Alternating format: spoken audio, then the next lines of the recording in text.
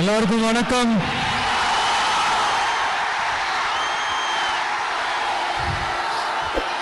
நான் பேசுறது கேக்குதா?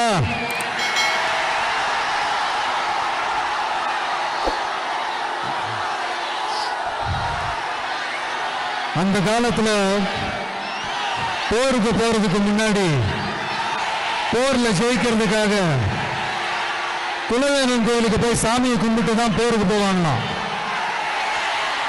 அந்த மாதிரி அடுத்த வருஷம் நடக்க போற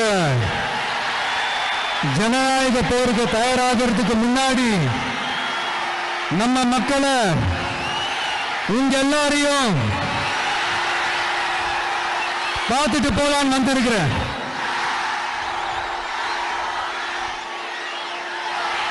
ஒரு சில மண்ணை தொட்டா ரொம்ப நல்லது,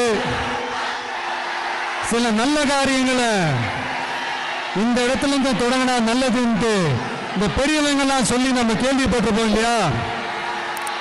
அந்த மாதிரி திருச்சியில தொடங்கின எல்லாமே திருப்பு முனைய அமையும்னு சொல்லுவாங்க.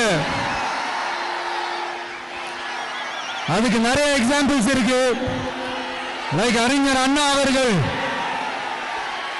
முதல்ல தேர்தலில் நிக்கணும்னு நினைச்சதே திருச்சியில தான். நான் சொல்றது 1956ல. அதுக்கப்புறம் புரட்சி தலைவர் எம்ஜிஆர் அவர்கள் அவருடைய முதல் மாநில மாநாட்டை நடத்துனதும் திருச்சியில தான். நான் சொல்றது 1974ல.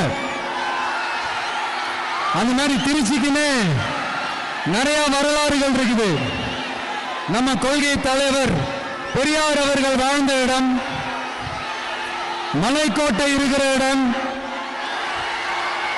கல்விக்கு பேர் போன இடம், மதச்சார்பின்மைக்கும் மத நல்லிணக்கத்திற்கும் பெயர் பெற்ற இடம், கொள்கை உள்ள மண் இது.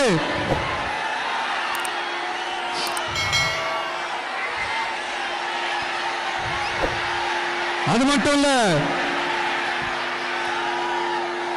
இன்னைக்கு உங்க எல்லாரையும் பார்க்கும் போது மனசுக்குள்ள ஒரு பரவசம், ஒரு எமோஷனல்